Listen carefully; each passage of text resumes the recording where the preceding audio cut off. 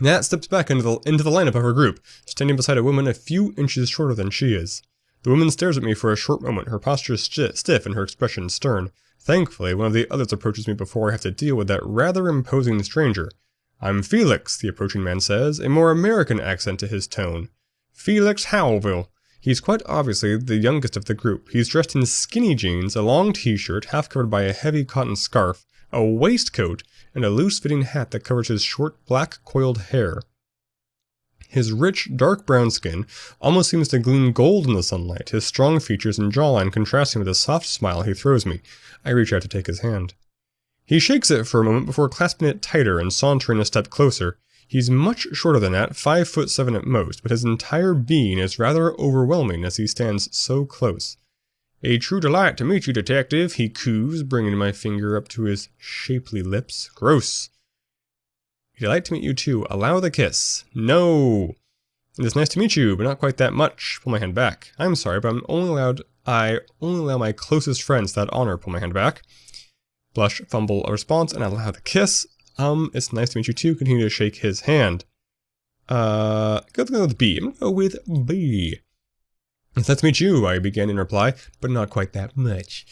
I pull my hand back from his grasp before he can place the kiss on my fingers. He gives an exaggerated shrug. "You won't say that once you get to know me." Ugh, screw this guy.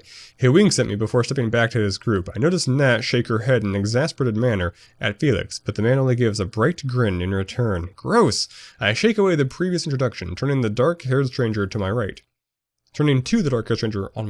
I am still attempting not to look at the stern woman standing beside Nat, who continues to examine me with a narrowed gaze.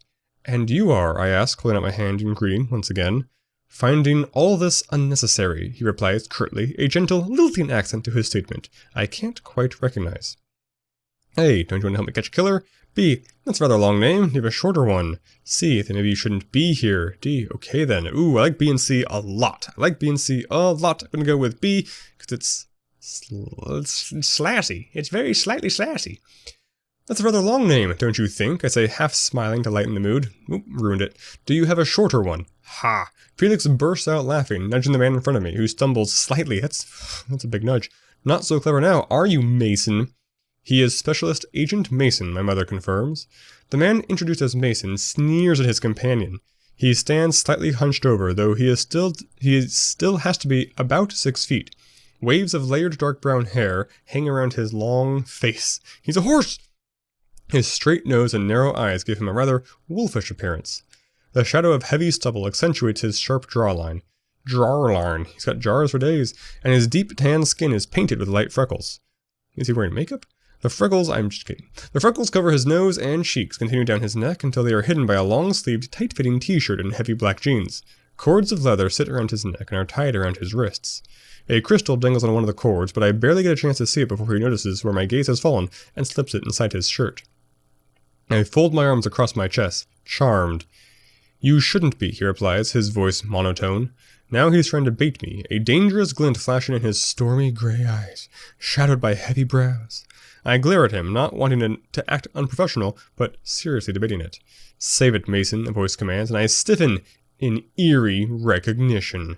I turn to the imposing, stern-looking woman and frown in confusion. My mother steps forward, a proud smile on her face, yet I continue to stare, her voice still echoing in my mind. It was the same one from outside of the warehouse last night. I'm sure of it. "Ah, Sam, let me introduce you to the team leader, Commanding Agent Ava du Mortain." Our narrowed stares hold before my mother steps closer once more and leans over to whisper, "Is something wrong?" "Hey, no, sorry, it's nothing. It can't have been her. That's ridiculous." B, pull Rebecca to one side and ask about it. C, you sound awfully familiar, much like someone I met last night. In fact, I like, no, sorry, it's nothing, but the second part of that is, it can't have been her. That's ridiculous. Basically, I want to say, no, sorry, it's nothing, but I still want to think it's her. I don't like any of these options. I'll go with B. because I'm the most curious about where it would go. I have a hard time predicting this one. It seems interesting. I'm sure my mom's just gonna lie, but whatever. I shake out my silence before pulling my mother to one side. Ava simply folds her arms and raises a brow at my motion. Your team, I glance over my shoulder at them, feeling suddenly tense. I think I may have already met them. Her eyes widen for just a moment before she chuckles. Really? Last night, she shakes her head. Well then, it can't have been them. We only arrived in town this morning. Oh, I clear my throat. Well, good, because I'd hate to be kept out of the loop already. It's hard to keep the suspicion from my tone. She gives a small smile. Of course not. I glance back at the team before pursing my lips. She has no reason to lie. And it was pretty intense last night after all. Plus, I did shoot whoever it was. Looking over the group, no one seems to be doubled over in pain from a close-range pistol shot. That one guy was hunched. Shaking my head, I try to push the thoughts to the back of my mind. Then, for the last time, I offer out my hand in introduction. Ava stares down at it as though the gesture is completely foreign, but eventually takes it. I look forward to working with you, she says, every word spoken in a distinct British accent, and each one also sounding like a lie. Each word's a lie? It's not her, likewise, I reply, pulling my hand back and pressing it against my thigh to stop the aching in my fingers from her surprisingly firm grasp. She turns her gaze quickly away, but I let mine linger for a moment. She's easily 5'8", with an athletic build obvious beneath her grey t-shirt and dark combat trousers. Her pale, creamy skin barely has a tan or flush to it at all, and her dark blonde hair is only just visible, pulled so tightly back into a knot. Everything about her screams soldier, including her stiff, upright posture and emotionless face. Still, I can't deny her long nose and distinctive features make her remarkably attractive. Wow. I flinch slightly at her icy gaze as her icy green gaze flicks back to meet mine, and I'm forced to look away. Well, now that introductions have been made, I hope you'll all work together to find the murderer, my mother says, her gaze shifting pointedly over her team. Unit Bravo were only assigned this case a couple of weeks ago themselves, so they'll be as fresh as you, but I'm proud of their accomplishments so far, and have no doubt they will aid you to their highest abilities. Mason scoffs from where he's balanced himself against a side table in the furthest corner. My mother ignores him, striding past the group towards me. I'm giving you my team to help, so use them as best you can. They are experienced at this kind of work. She pulls me into a quick goodbye hug, pressing a kiss on my cheek. It's a more affectionate and motherly goodbye than usual, but I return her hug. Well, I'll see you soon, Sam. My mother heads towards the door, pulling her long jacket about herself tighter. Ava, don't forget the reason your team is here. I frown at the look she throws the leader of the group, a silent exchange passing between them before her heels click over the floor as she leaves. Shaking away the strange moment, I decide where to begin briefing Unit Bravo. A. Explain about the victim. B. Explain the nature of the crime. C. Explain what Verda discovered. Or D. Explain about the limited resources available. I don't really care. I'll stick with A. I stand behind my desk, pulling out the very thin file on the victim. When I glance up, I find the group have already settled themselves about the room. Their casualness together makes me feel very much like the newcomer, but I brush the feeling away and straighten myself. The victim was a young woman, I began. The only one who really seems to pay attention is Nat. We're still working to discover her identity, but it seems like she was not from Wayhaven. Cause of death is also still unknown.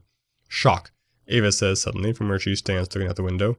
I glance over at her, raising a brow. Excuse me? She will have died from shock, she repeats, not bothering to look at me as she speaks. Well, I think I'll wait until our pathologist gives me a report, just in case. It is my first murder, after all. I turn my attention back to the file. We did manage to find the victim's phone, which my colleague, Tina Poname, is currently working through. As for the murder itself, we already know about the murder, Ava says, twisting herself around to face me fully. I grit my teeth as at the repeated interruptions. Still, I would like to go through all the facts before continuing, so as we're all on the same page.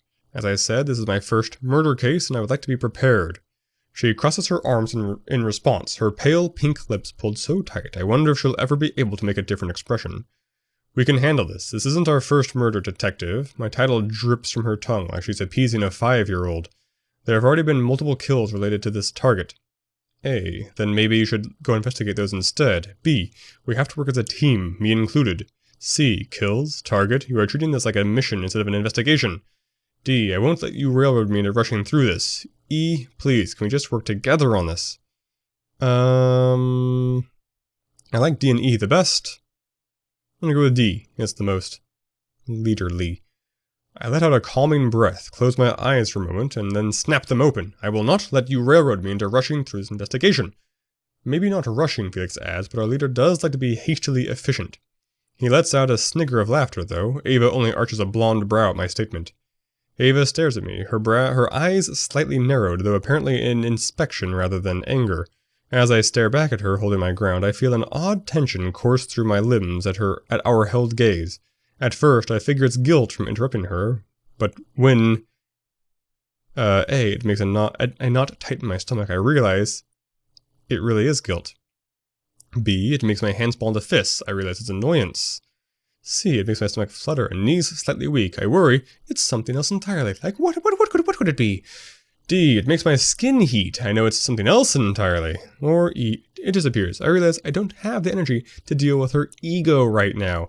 I'm gonna go with annoyance. When the tension makes my shoulders tight and my hands ball into fists at my sides, I realize it's annoyance. How dare she try to assert authority over me in my town office? Eventually, her gaze flickers away, her inspection apparently complete and uninterested in whatever she found. I have to purse my lips, because of course you do. To keep my anger from spilling out. Can we just get on with the job now? Mason asks, interrupting the silence. He fumbles in the pocket of his jeans before drawing out a gleaming silver lighter, then perching a long cigarette between his lips. A, I'm sorry, but you can't smoke in here. Nope. B, put that out. Nope. C, point towards the no smoking sign hanging right beside him. Nope. Ignore him. I shake my head, ignoring the puff of long gray smoke that fills the corner as he lights the cigarette without a care. This is the team my mother is so proud of? I scoff at the thought. She can keep them. Ava's arms drop to her sides. Mason's right. We should get on with the task at hand, rather than discussing details we already know. A, actually, I think it would be good to make sure we honor the same facts. We're talking in circles. This is nuts. B, I suppose if that's what you think is best. C, excuse me, but I'm in charge of the investigation. D, these tales could reveal something important. Sticking with D. These details could reveal something important, I reply. Maybe one of us will catch something the others missed. But my words aren't even heard as Ava begins barking out orders to her team members. Her suggestions are to check out newcomers to town, search any unused locations around the borders, and interrogate, not interview, anybody who may have seen what happened. The group rise from their places, like dogs eager to follow her command. Enough is enough. I step out from my desk and plant my feet firmly on the floor. You cannot just barrel in here and crash about town in the hopes of finding a deranged murderer hiding out there somewhere. My voice is louder and more commanding than I expected, making even Douglas glance up from the front desk and tense. The tall, athletic leader turns slowly to face me, seeming once again more curious than angered. Following my lead is the only way we'll catch the killer. A, working with me is the only way you'll catch him. I know this town, you don't. B, obviously not, since you haven't caught him yet. C, you may be the leader of your team, but I'm the leader of this station. D, this is an investigation, not a witch hunt. E, let's all take a breather for a second. I'm gonna nix those last two. Don't hate them, just nixing them. I don't like B because it's not super fair. I don't think A is accurate either. I know this town, you don't. It's kind of wishy-washy, flim-flammy. I'm gonna stick with C. You may be the leader of this team, I say, stepping closer to her, but I'm the leader of this station. You are guests here, so help me or get out. I can see Felix grin brightly in amusement as his focus flickers between me and Ava, but I try to keep my narrowed gaze focused on their leader. Ava's lips tighten only a fraction in response, but I know at least I've made some effect on her. A heavy silence reigns over the office once again, and I'm thankful when Nat steps into the center of the room, like some kind of referee during a boxing match. We're a large group, she says, resting a hand on Ava's shoulders as though bringing her out of silent thoughts, certainly large enough to split our resources. She looks at me, smiling and giving a nod of encouragement. What do you suggest we do, detective? The hostility in the team leader's posture settles, reminding me of a bird calming ruffled feathers, and she spins away from me. I let out a subtle, calming breath and lean back against my desk, thinking over my options. I'm surprised I didn't purse my lips.